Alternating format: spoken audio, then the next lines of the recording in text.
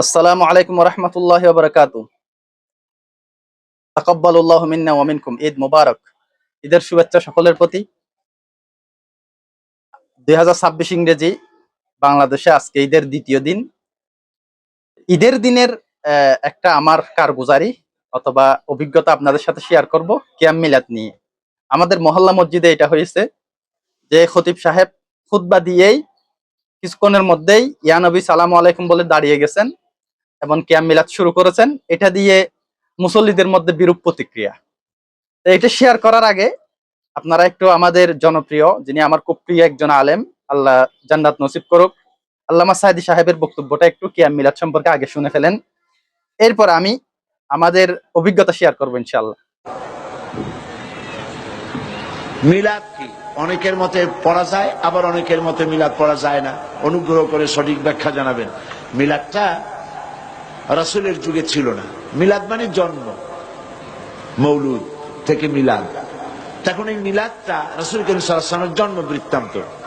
এই জন্ম বৃত্তান্তের যে সিস্টেম আমাদের দেশে উপমহাদেশে চালু হয়েছে, কতগুলো লোক এক জায়গায় বসে তারপরে সব দাঁড়াইয়া নবী সালাম আলাইকা কোরআন সুরে সমস্বরে একযোগে পড়লো। এইটা রাসূলের যুগে ছিল না, এটা সাহাবায়ে কেরামের যুগে ছিল না, এটা তাবিঈনদের যুগে ছিল না, এটা তাবিঈনদের যুগে ছিল না। এখন আপনারা মনে করেন যে কোন জিনিসে খুব সওয়াব আছে এমন কোন জিনিসকে রাসূলুল্লাহ আমাদেরকে জানান নাই, সাহাবায়ে কেরাম আমাদের জানান নাই। আপনারা কি এই ধরনের বিশ্বাস করবেন? এরকম বিশ্বাস করবেন? যাতে সওয়াব আছে রাসূলুল্লাহ সব আমাদের জানাইছেন, সাহাবায়ে কেরাম আমাদের সব জানাইছেন। তো মিলাদে যদি সওয়াব থাকতো তো রাসূলুল্লাহ বললেন না কেন? সাহাবীদের চাইতে আমরা কি বেশি রাসূলুল্লাহকে ভালোবাসতে পারবো? জবাব দেন, পারবো?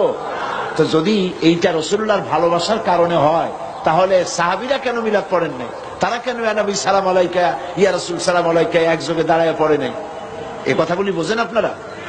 রাসূলের যুগে নাই, সাহাবীদের যুগে নাই, তাবিঈনদের যুগে নাই, তাবিঈনদের যুগে নাই। রাসূলুল্লাহর ইন্তেকালের 600 বছর পর মিলাদ আবিষ্কার হয়েছে। এইরকম একটা সুস্পষ্ট বিদআত মুসলমানদের পালন করা উচিত নয়। শুধু আল্লামা সাইদি নয়, কিয়াম মিলাদ নিয়ে আপনি ইউটিউবে সার্চ দিবেন কিয়াম মিলাদ কি বেদাত বা জায়েজ, একটা ক্লিপস আছে ইউটিউবে, একটা ভিডিও আছে, 12 জন বড় বড় বিখ্যাত আলেম, আল্লামা সাইদি সাহেব, উনার বিয়াই এবং উনার চেয়েও বড় আলেম আল্লামা কামালউদ্দিন জাফরি সাহেব, আল্লাহ হায়াতে তাইয়্যিবা দান করুক। আলিয়া লেনে সবচেয়ে গভীর এলম রাখে উনি, সাইদি সাহেবের চেয়েও উনি অনেক বেশি এলম রাখে। সাইদি সাহেব যদিও ওয়াজের ময়দানে একটু ফেমাস হয়ে গেছে। এরপরে কাজী ইব্রাহিম সাহেব, অতুলনীয় আলেম। এরপরে কাজী আবু বকর জাকারিয়া, এরপর খন্দকার আব্দুল্লাহ জাহাঙ্গীর রহিমাহুল্লাহ, আল্লাহ জান্নাত নসিব করুক। এভাবে তারেক মনোয়ার, এভাবে মুফতি আমির হামজা, মিজান আজহারি সাহেব, এরপরে মামুনুল হক সাহেব, জগৎ বিখ্যাত বাংলাদেশের বড় বড় আলেম, ওদের একটা ইউটিউবে ভিডিও আছে। প্রত্যেকে কিয়াম মিলাদকে বেদাত, অনুচিত এভাবে বলেছেন। আমি ক্ষুদ্র মানুষ, আমার এলম খালাম কম, এই ব্যাপারে আমার ব্যক্তিগত মত দেওয়ার মতো আমার এলম নাই। আমি বড় আলেমদের মত আপনাদের সামনে তুলে ধরতেছি। আপনি বলবেন আলেমদের মত কেন, কোরআন হাদিসে না নিয়ে আসবেন। আমরা কোরআন হাদিসে কোথাও পাই না। এটা যখন বলি, যারা কিয়াম মিলাদের পক্ষের লোক তারা হুট করে আলেমদের রেফারেন্স দেয়, কয় অমুক পীর সাহেব করছে। আমি নাম বলতেছি না। দক্ষিণ চট্টগ্রামে আপনারা জানেন একেবারে সাতকানিয়া, চকরিয়া থেকে একেবারে কক্সবাজার পর্যন্ত বিভিন্ন পীর সাহেবের ঘাটি আছে, ওখানে কিয়াম মিলাদ প্রতিনিয়ত হয়। ওদের রেফারেন্স দেয়, কয় অমুক পীর সাহেব করছে, অমুক পীর সাহেব করছে। আমি বলি ভাই, অমুক পীর সাহেবের চেয়েও বড় বড় আলেম বাংলাদেশের সাইদি সাহেবের চেয়ে বড় আলেম হতে পারে, আল্লামা তকি উসমানীর চেয়ে বড় আলেম হতে পারে, বিন বাসের চেয়ে বড় আলেম হতে পারে, শেখ উসাইমিনের চেয়ে বড় আলেম হতে পারে। ওয়ার্ল্ডের সবচেয়ে বড় আলেমরা এটাকে সুস্পষ্ট বেদাত বলেছে। এটা থেকেই তো 12 রবিউল আউয়াল আসলে মিলাদুন নবী উদযাপন করে। তা আমাদের দেশে এই চট্টগ্রামে এই বেদাত গুলো রয়ে গেছে। ঈদের দিন আসলে বিশেষ করে এবং জুমার দিন বিভিন্ন বার্ষিক সভা, এইরকম একটা উপলক্ষ পাইলে ওখানে এক ধরনের বেদাতি মোল্লারা মানে সকলকে যেন কিয়াম মিলাদের অন্তর্ভুক্ত করা হয়। অনেকে কিয়াম মিলাদকে অপছন্দ করে। আপনি পছন্দ করেন বা আপনি মনে করেন এটা করা উচিত, এটা আপনার ব্যক্তিগত ব্যাপার, কিন্তু আপনি সকলকে নিয়ে কিয়াম মিলাদ করতে হবে কেন? এবং আরেকজন যে কিয়াম মিলাদ অপছন্দ করে, যে সাইদি সাহেবের সত্যিকারের ভক্ত। অনেকে আছে সাইদি সাহেবের এমনি নাম কেওয়াস্তে ভক্ত, তারা বলে আমরা সাইদি সাহেবকে অনেক ভালোবাসি, কিন্তু সাইদি সাহেব যে কিয়াম মিলাদকে বেদাত বলছে এটা মানতে রাজি নয়। এটা হলো ফেক, এটা হলো মানে ওই কি রং নাম্বার। মানে এই দুই দিকে দুই রকম। একদিকে বলে সাইদি সাহেবকে ভালোবাসি, মিজান আজহারিকে ভালোবাসি, আমির হামজাকে ভালোবাসি, আবার একদিকে ওদের মত কিয়াম মিলাদ সম্পর্কে ওটা নিতে রাজি নয়। ওই ফিসাব করছে আলফাইনা আলাইহি আবানা। মক্কার কাফেররা এরকম অনেক সময় বলতো আমরা আমাদের বাপদাদাদেরকে এভাবে পেয়েছি। তো এখানেও বাপদাদাদের উসিলা দিয়ে দিয়ে কিয়াম মিলাদ এটাকে জিয়াই রাখছে। তো যেটা বলতেছিলাম আমার অভিজ্ঞতা, গত মানে ঈদের নামাজে আমাদের মসজিদে যেটা হয়েছে যে খতিব সাহেব হুট করে ইয়া নবী সালাম আলাইকুম বলা শুরু করে দিছে। আমরা তো বিব্রত বোধ, আমার কল্পনাও করিনি। আমাদের মসজিদ থেকে এগুলো 10 বছর আগে 20 বছর আগে উঠে দেওয়া হয়েছে। একজন ভালো আলেম ছিল আল্লাহ মুহসিন সাহেব সাতকানিয়ার, ওনাকে হায়াতে তৈয়বা দান করুক, উনি আসার পরে কিয়াম মিলাদ একেবারে মসজিদ থেকে উঠাই দিছে। উনি এটা নিয়ে একেবারে সিরিয়াস ছিল, কয় আমি আপনাদের মসজিদে জুমা পড়াবো কিন্তু বেদাত করতে পারবো না, গারিঙ্গা থেকে সুনাতি থেকে আলেম নিয়ে আসেন আমার সাথে বসুক। উনি চ্যালেঞ্জ দিয়েছিল। এরপর থেকে কিয়াম মিলাদ মহল্লা থেকে উঠে গেছে। কিন্তু আবার কোন একজন খতিব সাহেব আসি, আমি নাম বলবো না, উনি ওই কিছু বেদাতে মানে এলাকার মধ্যে মুরব্বী থাকে অথবা মোল্লারা থাকে, তাদেরকে খুশি করার জন্য হুট করে ইয়া নবী সালাম আলাইকুম শুরু করে দিল। আমরা বসা ছিলাম আমাদের মসজিদে, আলহামদুলিল্লাহ অনেক সচেতন মানুষ আছে, প্রায় 10-15 জন মানুষ বসা ছিল। মাঝখানে আমি বসা ছিলাম, সামনের কাতারে মসজিদের কমিটির বেশ গুরুত্বপূর্ণ কয়েকজন, আরো যারা মান্যগণ্য সচেতন ছিল সবাই বসা ছিল, বেশ কয়েকজন সলাফি আহলে হাদিস টাইপেরও আছে, ওরাও বসা ছিল, আমরাও বসেছিলাম। এখন কিয়াম মিলাদের পরে আমাদের একজন ভাই ছিল ডাক্তার রাজাউল করিম ভাই, এগুলো কোনো আবার গীবত শেখায়ত না, এটা একটা সচেতনতার জন্য আলোচনা করতেছি। তো এরপরে ডাক্তার রাজাউল করিম ভাই উনি তাবলিগের সাল লাগাইছে বা সিল্লা লাগাইছে, উনি আলেম ওলামাদের সুহবত উঠাইছে, উনি ঢাকায় তাকে সচেতন যে কিয়াম মিলাদ এগুলো বেদাত। তো উনি এটা নিয়ে হই হুল্লা শুরু করলো। পরবর্তীতে আমরা এটাকে ম্যানেজ করেছি যে এটা ঈদের দিন, এটা বেশি বাড়াবাড়ি করার দরকার নেই, একটু করে হতিব সাহেবকে বুঝাই দিছে কমিটির মারফতে, বাস। এখন আমার আজকের যেটা কারগুজারি, যেটা বলার মূল উদ্দেশ্য এটা হলো, যারা কিয়াম মিলাদ করে তারা কিন্তু আমরা তাদেরকে ভালোবাসি, তারা কোনো মানে কাফের নয়, তারা খারাপ লোক নয়, তারা মুসলমান, এবং তারা যা করে এটা আশিকে রসুল হিসাবে বা রসুলের মহাব্বত থেকে করে, এটাও আমরা বিশ্বাস করি। কিন্তু আপনি সমাজের উপর এটা ছাপিয়ে দিতে চাচ্ছেন কেন? আপনি আশিকে রসুল, আপনি রসুলের মহাব্বত থেকে কিয়াম মিলাদ পড়েন, আপনার বাড়িতে গিয়ে ঈদের নামাজ পড়ে আপনি আপনার বিবিকে নিয়ে ধারায় যান, আপনার মা বিবি বোন ছেলে ফেলে সবাইকে নিয়ে ইয়া নবী সালাম আলাইকুম আপনি পড়েন, সকালে একবার বিকালে একবার সন্ধ্যা একবার পড়েন, তাহাজ্জুদের টাইমে উঠে আপনি পড়েন, পুরা রমজান পড়েন, প্রতি জুমাবারে পড়েন, বাড়িতে পড়েন আপনি। আপনার এটা কেন মানে সমাজে ছাপাই দিতে হবে?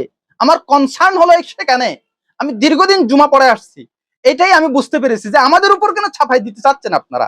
মসজিদে তাবলিগ ওয়ালা থাকবে, মসজিদে সলাফিয়া থাকবে, আহলে হাদিস থাকবে, মসজিদে কওমিপন্থী থাকবে, মসজিদে সত্যিকারের সাইদি সাহেবের ভক্ত থাকবে, যারা সাইদি সাহেবের কথাকে মনে প্রাণে মানে বিশ্বাস করে। সাইদি সাহেব বেদাত বলছে, সে এটা বেদাত হিসেবে মেনে নিয়েছে। আমাদের দেশে তো কিছু ফেক ভক্ত আছে, মানে নামকে ওয়াস্তে ভক্ত, দুই পতরি। এদিকে বলে আমি সাইদি সাহেবকে ভালোবাসি, আবার সাইদি সাহেব যে কিয়াম মিলাদকে বেদাত বলছে ওটা মানতে রাজি নয়। মিজান আজহারিকে বলে ভালোবাসি, মিজান আজহারি যে এটাকে বেদাত বলছে ওটা মানতে রাজি নয়। মুফতি আমির হামজাকে এটাকে বেদাত বলছে এটা মানতে রাজি নয়। সমাজে তারাই আমি দেখছি যে যে এক ধরনের একটা গোষ্ঠী ওই কিয়াম মিলাদকে প্রতিষ্ঠা করে, অন্য কোনো আলেম যদি এটা না করে তাকে বিভিন্ন রকমের ট্যাগ লাগিয়ে কুণ্ঠাসা করার চেষ্টা করে। আমাদের বেলায় সেটাই হয়েছে। আমরা যখন কিয়াম মিলাদ এটা বিভিন্ন আলেমদের মত তুলে ধরছি, কয় উনি তো আহলে হাদিস। আহলে হাদিস বলার পরে এটা মার্কেটে কাটছে না, কারণ আমি আহলে হাদিসের বিভিন্ন বিষয় যেগুলো ওনারা বেশি বাড়াবাড়ি করে ওগুলো যখন তুলে ধরলাম, কয় উনি তো কওমি। এই যে মানে আপনি বেদাতের বিরুদ্ধে মাতলে আপনাকে কওমি আহলে হাদিস, কারণ আহলে হাদিস এবং কওমিরা এই বেদাতের ব্যাপারে সবচেয়ে বেশি কট্টর। আপনি বেদাত কেন প্রমোট করবেন? আপনার ব্যক্তিগত আপনি করেন, আমি বাধা দিব না, আপনার ঘরোয়া অনুষ্ঠানে করেন, আপনি ফ্যামিলির মধ্যে করেন, সকাল সন্ধ্যা। আসলে দেখি না ওরা কোনোদিন এরকম ফ্যামিলির ভিতরে এগুলো করে না। ওই ঈদের দিন এবং বার্ষিক সভার দিন, জুমার দিন, যে সবাই আসবে, সকলের উপর একটা মানি কিয়াম মিলাদকে প্রতিষ্ঠা করতে চাই, তখনই এই জন্য আলেম ওলামারা এটাকে বেদাত বলে। আলেম ওলামারা বেদাত বলে সেই স্টেটমেন্ট আপনাদের সামনে তুলে ধরতেছি। এটা কোরআনে নাই, হাদিসে নাই, একটা জয়ীফ হাদিসও নাই, খোলাফায়ে রাশিদিন তরজমা নাই, এটা নাই। আপনি যে কোনো জিনিস বেদাত এটা কিভাবে বুঝবেন? কোরআন হাদিসে নাই, খোলাফায়ে রাশিদিনের মধ্যে নাই, এরপরে সাহাবীদের যুগে নাই, তাবি নাই, তবে তাবিনের যুগে নাই। মাযহাবের 4 ইমাম কখনো করে নাই, হাদিসের 6 ইমাম কখনো করে নাই, একটা হাদিসও বর্ণনা করে নাই। এটা মনে করবেন যে এটা ডাল মে কুছ কালা হ্যায়। আবার বলতেছি, রসুল করে নাই, সাহাবী করে নাই, তাবি করে নাই, তবে তাবি করে নাই, মাযহাবের 4 ইমাম করে নাই, এরপর হাদিসের 6 ইমাম, সিয়াসিত্তার 6 ইমাম কেউ করে নাই, একটা হাদিসও নাই। কোন ফেকার কিতাবে এটা অধ্যায় নেই। বাবুল কিয়াম ওয়াল মিলাদ, এটা হেদায়ের মধ্যে কোন অধ্যায় আছে? শরহে ওয়াকায়ের মধ্যে কোন অধ্যায় আছে? বাবুল কিয়াম ওয়াল মিলাদ কোন অধ্যায় আছে? এটা আমাদের দেশে কিছু মানে বেদাতীদের দ্বারা প্রভাবিত হয়ে, আবার সবাই যারা কিয়াম মিলাদ করে সবাই বেদাতি নয়, এটা বেদাতীদের দ্বারা প্রভাবিত হয়ে কিছু মানুষ ওটাকে এমন ভাবে আঁকড়ে ধরে, এটাকে আর ছাড়েই না। তাই আমরা আলেম হিসাবে আমাদের একটা দায়িত্ববোধ আছে, আমরা বেদাতকে কখনো কম্প্রোমাইজ করব না, বাকি এটা নিয়ে ফিতনাও করব না।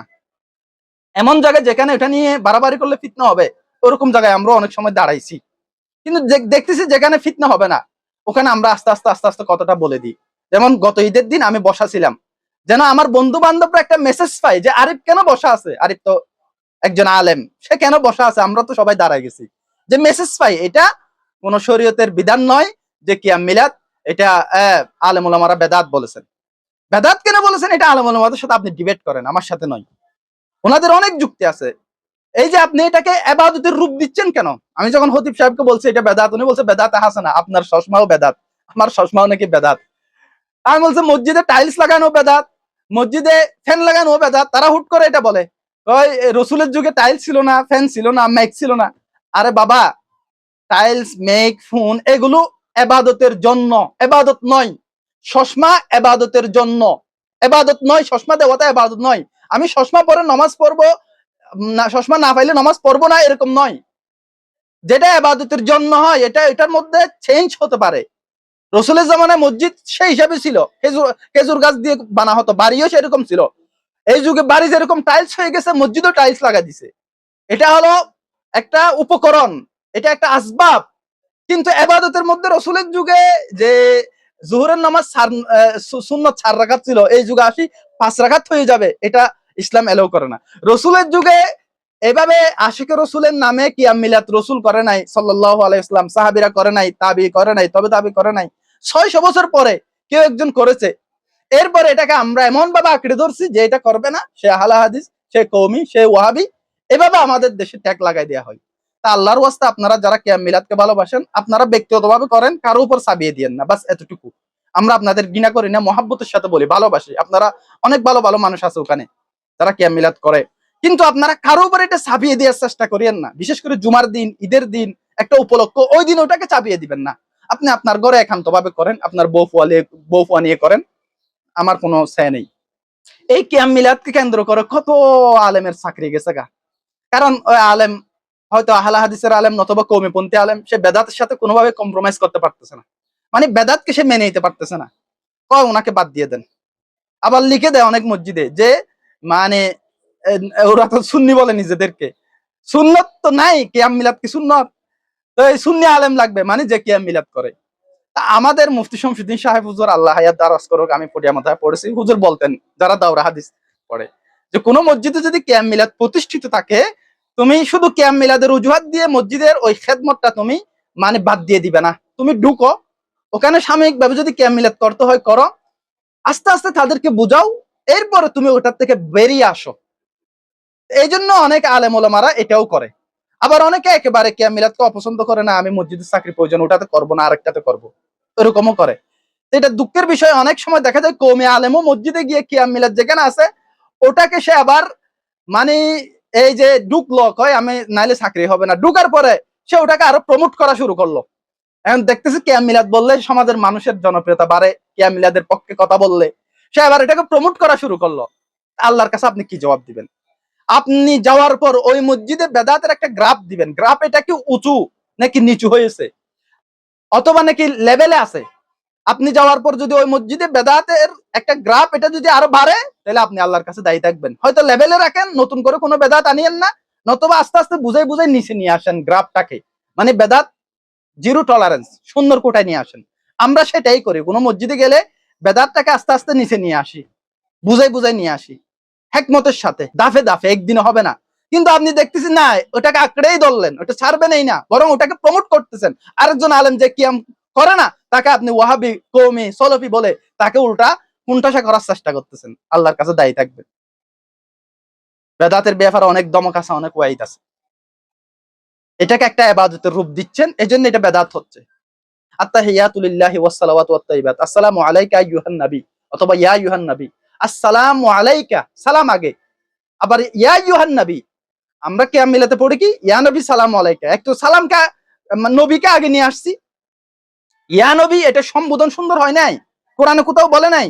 ইয়া আইয়ুহান নবী হারজিল মুমিনিনা আলাল কিতাল, ইয়া আইয়ুহার রাসূল বাল্লিগ মা উনজিলা ইলাইক। ইয়া আইয়ুহার রাসূল, ইয়া আইয়ুহান নবী, নবীর ক্ষেত্রে সম্মান হলো ইয়া আইয়ুহান নবী, ইয়া আইয়ুহার রাসূল। আমরা বানাইছি কি ইয়া নবী। আর সালাম কবলাল কালাম, আমরা বানাইছি ইয়া নবী সালামু আলাইকুম। হওয়া উচিত ছিল আসসালামু আলাইকা ইয়া আইয়ুহান নবী, যেমন তাশাহুদ হয়েছে। আল্লাহ আমাদেরকে শিক্ষা দিয়েছে কিভাবে রাসূলকে সালাম দিতে হয়, কিভাবে রাসূলকে সালাত পেশ করতে হয়। আমরা এটাকে ঠিক উল্টাই ফেললাম, কারণ এটা আমাদের বানাওয়াট। এরপরে আবার লেভেল লাগাই দিলাম আমরা আশিক রাসূল। যারা এটা করে না তারা নবীর দুশমন, আল ইয়াযু বিল্লাহ। তাই কিছু কথা রাখলাম, ঈদ উপলক্ষে কেউ মাইন্ড করবেন না, কারো ভিন্নমত থাকতে পারে। ওয়াজাদিলহুম বিল্লাতি হিয়া আহসান, আহসান পদ্ধতিতে আপনি মুজাদালা করেন, অপরের সম্মানে আঘাত না করে সুন্দর ভাষায় যুক্তিগতভাবে আপনার কথা তুলে ধরেন। কেউ মানলে মানলেন, না মানলে নাই। আমি আমার কথা তুলে ধরলাম, আপনার ভাল লাগতে নিবেন, না রাখলে নাই, আপনার মতো আপনি চলেন। ওমা আলাইনা ইল্লাল বালাগ। কিন্তু একে অপরকে চরিত্র হনন করা, লিমিট ক্রস করা, হ্যাঁ, এভাবে অনেকভাবে এই ঠেক লাগিয়ে দেওয়া, এটা ইসলাম এটাকে পছন্দ করে না। আসসালামু আলাইকুম ওয়া রাহমাতুল্লাহি ওয়া বারাকাতুহু।